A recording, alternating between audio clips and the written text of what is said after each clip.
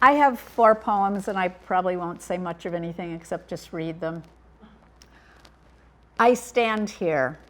I stand stumbling over these big, bold words, 28 font, 36 font, 48 font, soon perhaps one large, lonely word per page. I stand reading my words my way in my voice.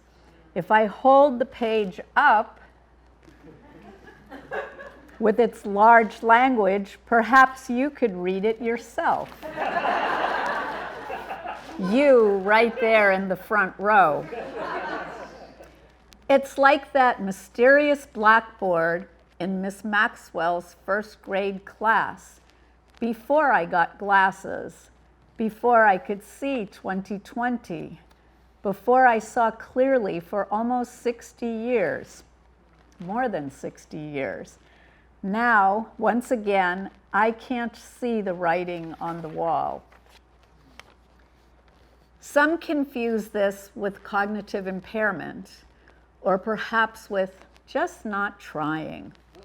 They grow impatient, just as Miss Maxwell did, or feel sorry for me, poor thing. The object of pity seen as somehow less, or sometimes as one of the super disabled. Wow, she's doing that, even though she's blind. But I am not less now, nor more. I simply know a new place, a new world, a difficult but surprisingly rich and textured universe. I stand reading my words in my way, in my voice.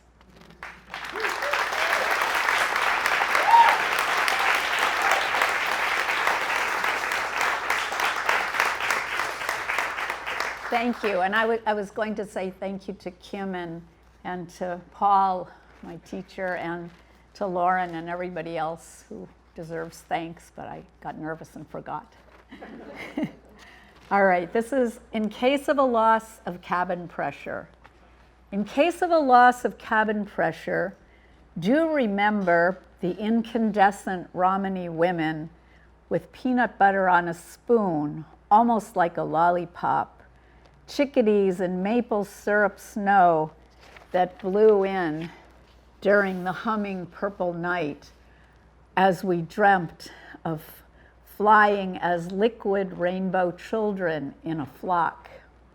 In case of a loss of cabin pressure, I must remember my own Mardi Gras mask before I tend to the sheep or the hamsters, needy as they may be, and darned cute too.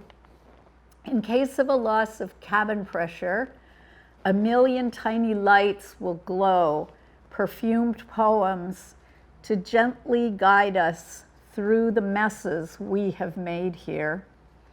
Quarrelsome mud pies iced with wilted Queen Anne's lace. Stones thrown, prehistoric warheads. Sorry, I didn't mean to. In case of a loss of cabin pressure, we are to remember the rabbit under my seat and yours that buckle around to keep us safe when the plane falls from the cirrus sky. In case of a loss of cabin pressure, follow navy blue uniformed spirit guides who come with only a fragile drumbeat, squishy terms and conditions, no promises. As the oxygen depletes, we see the wonder of all the molten icicles and random suns.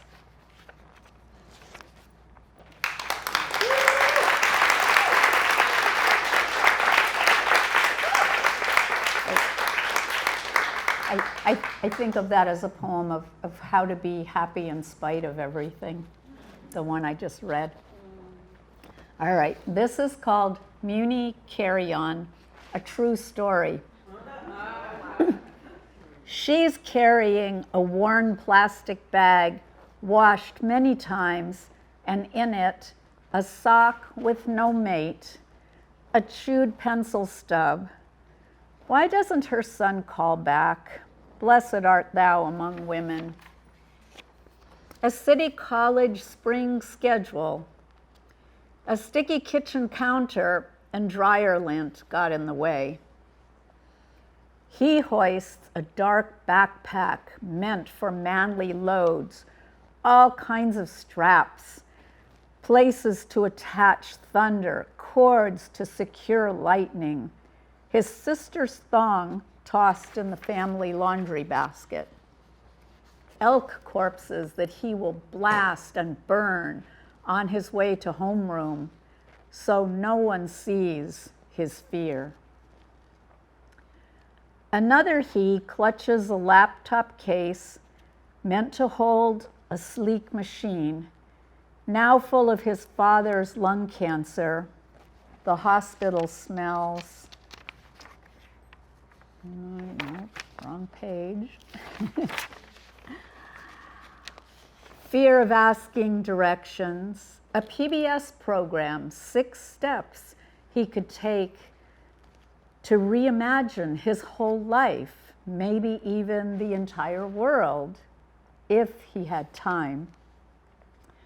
Another she rests a bold bag on her ample lap, gift from her ex-girlfriend, who liked loudness, street confetti, dog-eared copy of Half of a Yellow Sun, fried chicken in foil, dark bottles of blood specimens, a child gone for no good reason, betrayals like you wouldn't believe. Now here's one. Is it he or she?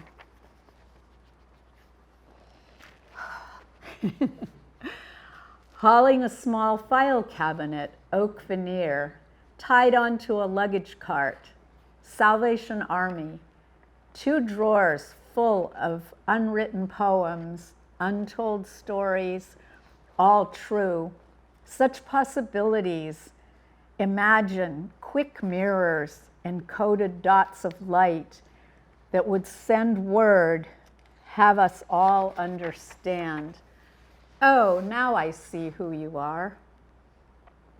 A small child, a smaller backpack, pero lleno de pájaros y promesas, and full of birds and promises, for those of you who don't understand Spanish. A pencil, not even sharpened yet, un regalito de la maestra, a little present from the teacher. The birds start to sing inside her backpack. Row, row, row your boat gently.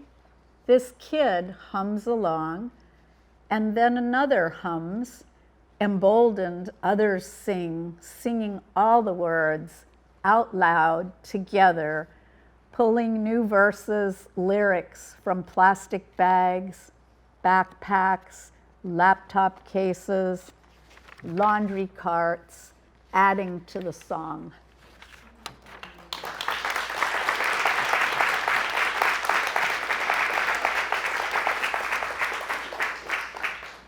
Thank you. Last one. The prompt in a class I was in was, were you here, we would.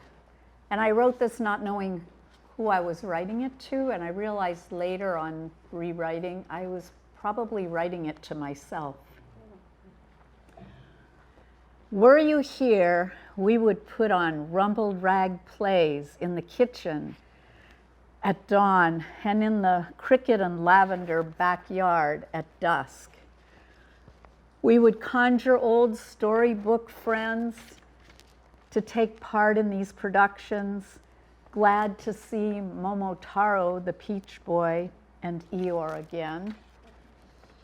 Were you here, we would gather flocks of deeply kind, strong-hearted souls to light pathways through parts of the world that we still long to see.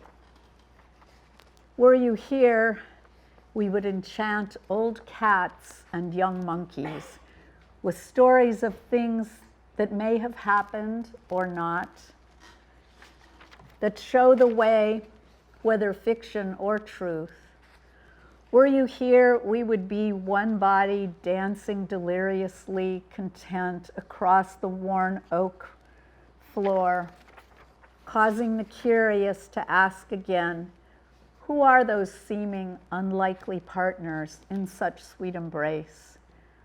Were you here, wrapped with me in plumerious-scented song, beyond calm reason and good sense, we would be juicy and delighted to be solid, to be for sure, to no longer conditional nor subjunctive beings in an unknown future.